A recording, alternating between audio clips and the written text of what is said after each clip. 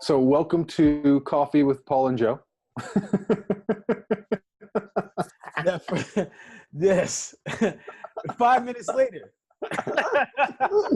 Welcome. And today we want to talk about spirituality. And like Paul said, there's this awareness of he's in this space where he's needing to learn to say no to projects that are fulfilling to spirit because they're in service to a big mission of helping people be better, helping the world be better. But that creates challenges because we only have a certain amount of time, energy, right? And we have to create money. We're in a world where we have to create money. So how do we become the 2019 version of a man or a woman who feels spirit, who feels connected to something greater, who honors ancestors, who honors the earth, who does whatever they need to do to feel fulfillment in our well-being, which is, I think we need spiritual connection. I think we need a version of spirituality to feel fulfilled, to feel grounded, to have healthy relationships, to have soul, to have spirit, right? Is important. This is a lot of my work in the last year, big time. So how do we do it in 2019 where you and I, we can complain about capitalism, we could talk about wanting to start a commune, and maybe we will one day, right? But at the same time, we're in it. Unless we opt out, we have to choose how we want to be in it. Precisely. So I have this, a truth to speak. I don't have all the answers. I don't think you have all the answers, obviously, but we have some fucking answers between us, man. Yes. We've got some wisdom. We've practiced. We've put energies in. So even though we might be in a moment of frustration, you or I or both or whoever, we know a lot of things that we can share. Yes. And that can help people even get to where we're at, you know? Yes. Like a year ago, I saw the version of me today and I said, hey, can you teach me some things to help me to get where you're at spiritually? I want to know the lessons. What does it mean to you? What does it even mean to you? What does spirituality mean or look like? To me, it's aligning with my true spirit. And what that even means is connecting to what fuels me, what drives me, what lights me up, what sustains me, what motivates me. To me, that's all spirit. That's all my life force, prana. That, as they say in Sanskrit, that life force energy, being able to align with that consistently. That's spirituality for me, man. Tapping into that. So for you, spirituality is tapping into your life force energy and making sure that you spend your time and energy, your actions, that they're in alignment with your deeper life force. Yes. So where does that come from? Where does your deeper life force, your energy come from? Doesn't start, well, maybe these are my beliefs coming at you, but like, does it start with Paul Newell? No. Okay. Not my view. Right. The spirit. So, and this is something like, just help me out, Joe. If I start getting what some people would say woo-woo. Okay. I don't know if I'll know anymore, man. We'll help each other out. Yeah. What the spirituality is like, and thank you for this question. The spirituality begins with all of us. Like all of us are one in some way, shape, or form. We're all one energy, just varying degrees of it. And the spirituality comes from that oneness, first of all, and then the degrees from it. So my degree from it are my ancestral line. What's come before me? What's the patterns that have come before me? How does that have an imprint on my life right now? And as I'm doing my studies and continuing on my development and how I teach that to others, I'm finding even through like metaphysical anatomy that our energy, what's come from us, what's come before us, how our parents, the emotions of our parents during our conception, during our phase in the womb, all of those things contribute to how we show up in the world.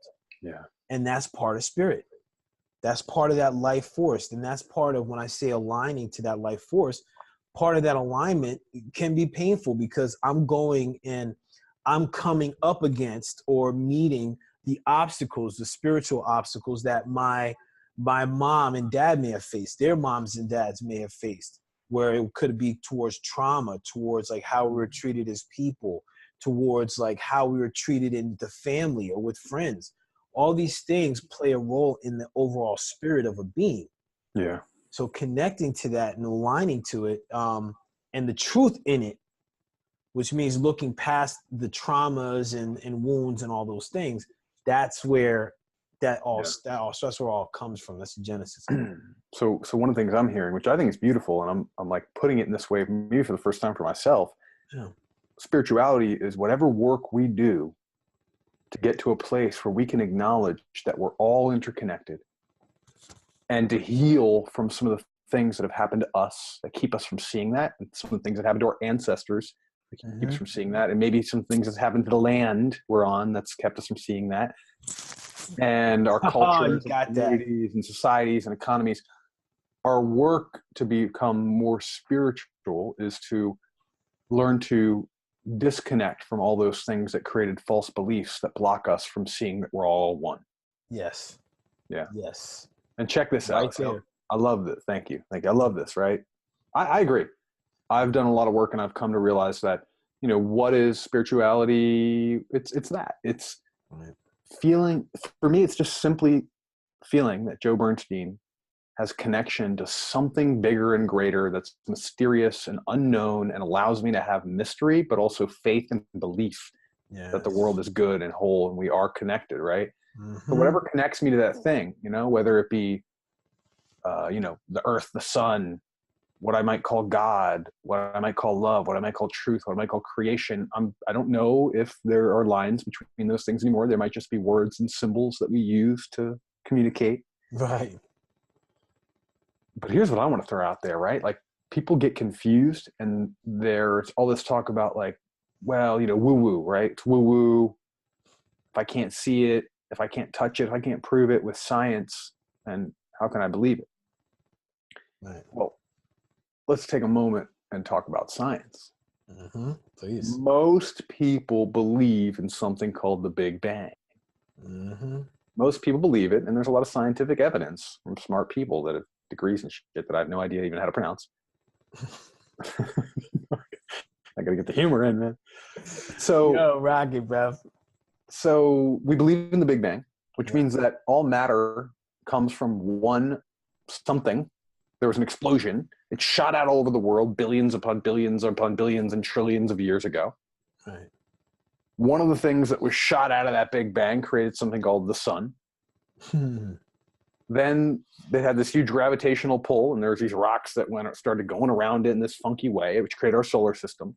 Right. By some stroke of magic, we happen to be just in the right position to create life on this particular rock. And every day, now flash forward, who knows how many billions of years, because again, I don't really study science, but now we're here today, right? And that sun, which is from some original piece of matter that was created from an explosion that we agree upon, is sending solar energy to this earth, which is feeding plants. Those plants are creating food and oxygen for us. When I'm breathing in air, which I need to do all the time, every day, or I will perish very quickly. Yes.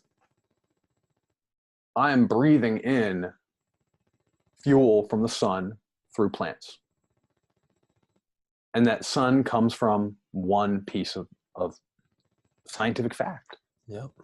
Right? So we can argue that we're not all one, but scientifically we are all from the same matter, and we're all breathing in one particular source energy from our sun, which is from assumably the Big Bang. It's like someone else could probably break this down better. Someone who studied astrophysics and science and whatnot, and also did a pretty good job. I might say. Got their spiritual side. But like, that's the one thing I want to make clear is science is catching up to what's already there. The whole point of science is to figure out how to show us with data and information what already exists. Right. Yep. Have you ever heard of Dr. Joe Dispenza? I have a client who's real into Dr. Joe. Yeah. Oh man. So what you just said, Yeah. bringing the data, bringing that realism to the science. I love his work right now because that's and for those that are watching this that are not familiar with Dr. Joe Dispenza, he's a doctor. He was a triathlete, got in a bad accident. People said it was going to take X amount of time for him to get back on his feet. He went somewhere, just had his mind heal him. Like Black Mamba in Kill Bill 1. Wiggle your big toe. Yeah. Wiggle your big toe. Wiggle your big toe. He built those neurons, that neuroplasticity, where people are like, oh, thinking you become. People are like, oh, this woo-woo shit. Then all of a sudden it's like, oh, wait, no, that's neuroplasticity. Meaning that you can retrain your brain. There's electrodes, or there's electric currents that can forge new pathways in the brain. Yeah. And why I say this is Dr. Joe Dispenza is now using brain waves in his workshop to actually monitor what's turning on in our frontal lobes, our prefrontal cortex, the up and forward part of your brain, not the amygdala, which is that thing that's always on high alert. Like, do I have to fight? Do I have to flee? Or do I have to freeze? Yeah, right. Like, so this is all stuff right now. People can say it's woo-woo and the spiritual, blah, blah, blah. But this is what's real. And like you said, this has been here. It's very real. We didn't know about neuroplasticity 2 decades ago. No. Right? Dr. Old dog, new tricks, right, Joe? Dan Siegel is proving consciousness through physics. And his shit's amazing. I think it's Mindspring organization. I can't remember. Oh, yes, brother. Yes. But it's real, right? So all these things that we're thinking woo-woo, chakra system, we don't need to go into that. Chakra's your freaking endocrine system, man. Yeah. Chakra's your endocrine system, right? So let's let go of some of the woo-woo. Let's open up some opportunity to see and experience it. Right. And the truth is, all these things that change the way our body works, that change the way our mind functions, that shift us from that shift our way of thinking, way of being, the science behind it. Mm-hmm. Yeah. There are real practices that many people have called spiritual for who knows how many tens of thousands of years. Right. What are some of the practices that help you feel that connection to your life energy, in alignment with your life energy, and the connection to like all being, the all is one kind of, what do you do? Like if we're going to be like, all right, here are the hits. Here are what people out there can start trying to do if they want to change their way of being and they're thinking of dabbling with spirituality. Yep. Shoot, I'll tell you right now, the piece for me, which is all important, I will not compromise on this, is sitting with myself now 25 minutes a day, at least. And what does that mean? It means I close my eyes, I sit in a place, and actually, a couple of days ago, I tried with my eyes open when it was nice out. Just like observe. Not say a damn word. Just and sitting with myself is I just allow my thoughts to just run. I don't try to quiet anything. And the key thing is as they're running, first of all, I'm not running after them and I'm not holding them. Right. Okay. I can let a thought flow. Now, why this contributes to my spirituality is because what people don't recognize is that we receive messages all the time. All the time. So it could be when you're scrolling through social media. It could be when you're watching YouTube. It could be when you're watching the news. You're in your car. You're at your work. There's people's thoughts and influences that are impacting you, that are having an impact, I should say. And what happens is by sitting with myself, or if people want to do this, even if it's 5 minutes, sit with yourself and just observe your thoughts and then carry on with your day. And what can be noticed in this is that all of a sudden you can tap into that internal voice, Joe. Mm-hmm. Like something saying, hey, you know what? Why don't you call Billy? Mm-hmm. Oh, Billy. All right, hold up. Billy, what's up? Oh, well, you know, man, my mom just passed away. Right. Man, I'm glad I called. Yeah. Yeah. That right there. Now, what I'm doing right there, that creates that connection with all things. Mm-hmm. Mm-hmm. You see what I'm saying? And Yeah. that's also in alignment with my inner wisdom. So it's that for me helps. That's the big one for me right now. And all Mm. the other stuff, like that's where I'm focused right now, and just allowing my thoughts to come and move on, so I can get to what's really happening inside. Yep. Yep. What would it be for you? Well, that's a primary practice I've had for a good 5.5, 6 years now. As long as my life has been good, in my own personal opinion, I've had a sitting or meditation practice of some sort that's very consistent. So Mm. there's that truth. The other thing that actually really did change my life, and I continue to evolve it, that I do consider spiritual practice, even before I called it spiritual practice, and that actually has proven neuroplasticity effects, is gratitude practice. Mm. So for Take it. at least 6 years now, I had a practice where every day, no matter how fucking bad, and let me be honest with myself, I miss a few days here and there, right? But pretty much every day is the goal. I write at least 3 things that I'm grateful for. Mm. And sometimes I just fill the page in the journal. That's my goal. And if I'm really stumbling, then 3. Right. They can be profound and detailed. Like, man, I sat there and for the first time, I noticed how beautiful that butterfly was. And it was flapping around. It landed on my beard. And and it was just this gorgeous moment. Mm. Or it could be some profound, if I realize today I'm falling in love. Like, or it could be, I woke up today. I was breathing. Right.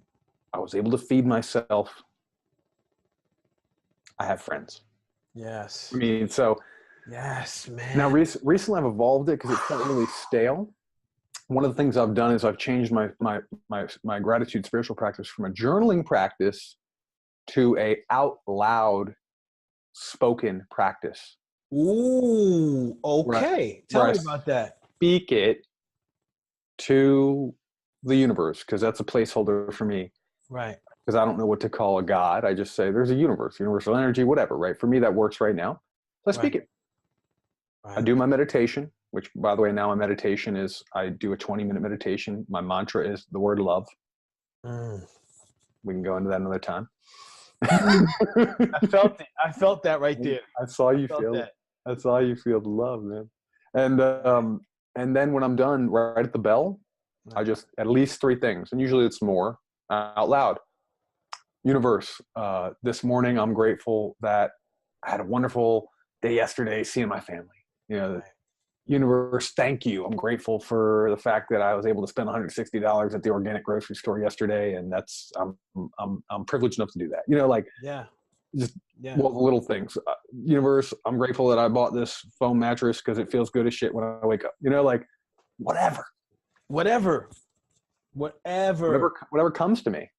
I got a plant up on this like altar-y thing I made here, and sometimes just like, I'm grateful I can have the natural world in my room to look at. A plant, Right. snake plant. God, can I I'm tell just you? grateful for some nature. That's all. That's all it is, man. Snake. Woo! Get that nature, son. Yeah, I don't have many plants in my house because I'm like, oh, you need water. Oh, you're done. Sorry. You're like, wait, Paul needs water first. Yeah, you took the words right out of my mouth. Yep, that's it, man. That is it. Joe, Yeah. I'm going to touch on something because wow, what you just said is so powerful, and there is a science behind it. Mm-hmm. And when people, and some people that have heard this, and Joe, you may have heard this too, the term speak it into existence. And some people may be like, what is this woo crap? It's not crap at all. Like most people, I mean, you could go on Google or any kind of science thing, and they'll say that the majority of our body is water. Now, the thing is that if you go to water and you say, it's going to create a vibration in the cells. It's going to create It's like the vibration, the noise will create this. It's just like movement. Movement will create a vibration in cells, and that will create that banging, which was the original that some people believe, like the Big Bang. It created a solar system. The interaction, the engagement, the clashing of cells and atoms creates new things. So by even speaking, when Joe's talking about that gratitude, what he's doing is he's speaking what is he's grateful for into acknowledgement, not even to existence. And he's bringing his existence and his attention into the present moment. That gets us out of story, and that gets us present. That gets us into our prefrontal cortex, that front thinking brain, that gets us to make these wise decisions, that gets us to set goals, that gets us in a place where we're like, oh, this isn't a threat. This is what I'm feeling right now. And even when we say, hey, listen, this is something I want to do, and I'm going to do it, by even speaking that, our brains will start to say, are we in a, is this a threat? No? Okay, well, hey, computer, AKA brain, start to pull up all the things that will contribute to a better career, a live plant, being a whatever. Yeah. And we take all these things in, Joe, what people don't realize. We think just because like someone's watching us in this video, they're not taking in other things with their senses, other little tools or things people say. By us starting to declare or even give thanks for something, we're bringing presence to this moment, and then we're allowing our brains to find the ways to either appreciate something or to bring something about. Yeah, this is true. I don't know the numbers, but we're experiencing something like 7 trillion data points at any moment, and our brain filters out the ones that it doesn't believe we need. Right. So what information, what opportunities, what connections, what words, what intentions, what practices will come to you when you start to train yourself to see the world a little differently. You know? Yes. So, right. These are the questions, right? There's no coincidence that both in neuroscience, psychology, that's not both, it's three, but I don't know the word for three things. Neuroscience, world of psychology, and in Buddhism, they all share this saying: where attention goes, energy flows. Truth. Whether we're talking about the intangible world of the mind, the tangible world of proven neuroscience, right, or the ethereal and spiritual world of Buddhist philosophy and practice, they all know this to be true. Right. Proven for thousands upon thousands of years in I don't even know how old Buddhism is, spiritual tradition. Believed in a maybe less than 200-year-old practice of understanding the mind, psychology, which is considered a science by some. Yeah. And scientifically proven in the world of neuroscience, which is very data-based and in the newer understanding of our scientific world and being of connection and human beings, right? So yes, this is it. Spiritual practice is a matter of training our attention. Right. And calling into our world what we want. Whether we want to look at it as spiritual or scientific, it's available to us. Right. So, you know, we've been, I think we're at wrap up. Yeah. Wow. See what happens, man? We just get into, we can be on here for days. You know what, Joe? We got to start thinking about having like a day retreat or something, either in DC or New York, man, because we got some gems here. This is only a fraction of the conversation we have. Like, it was like when I was down by you, and man, we were getting it in, having good quality convo. So, yeah. So, how you want to wrap up, man? I guess ultimately, you know, so what I'm wondering is if we each give like a 1-minute statement. So we have to be, you know, for you and I, that's like a spiritual practice right there. Good luck, man. I'm going to put a timer on myself because I'm like, it's been taking me 2 minutes to say what I think I want us to do for 1 minute. But Lord God. So I think in like a minute for each of us to say why we would want others to consider opening to spirituality or making it part of your life in some way. Okay. Yeah. You want me to give it a shot first? What do you think? I'm going to go for it. Okay, go for it. So minute begins. I got my timer on here. Bing. Oh, you can't see it. Oh, I just took it off. Anyway, Just go. Just go. So here's what my reason that I want more people to get it to start to practice their spirituality or get into spirit is it uplifts the whole collective consciousness. What does that mean? Well, if you're doing your spiritual practice and you're tuning into what's happening for you, you're going to be able to better communicate what's happening for you to another. So now there's this sense of empathy between two people. And once there's that sense of empathy between two people, there can be more authentic conversations. There can be better enhanced connections. There can be better relationships. There can be better collaboration. Spirituality contributes to all of that because, as I mentioned before, spirituality gets us to the point where we are one with all and everything around us. And I'm good with that. Wow. Wow. I'm going to make mine really short. Booyaka. It helps us all experience a richer life. It helps us allow and trust our sadness, our grief, our functionality, our dysfunctionality. It allows us to accept the same in others. It allows us to connect more deeply. And because we open up these wells of trust in the challenges of life, in the darknesses, in the sadnesses, and the griefs, and the anger, we open up this huge capacity for connection and joy. And I don't know if I can save the world, but I do know that while I'm here on this earth, I want to experience a lot of connection and joy and a rich experience of life.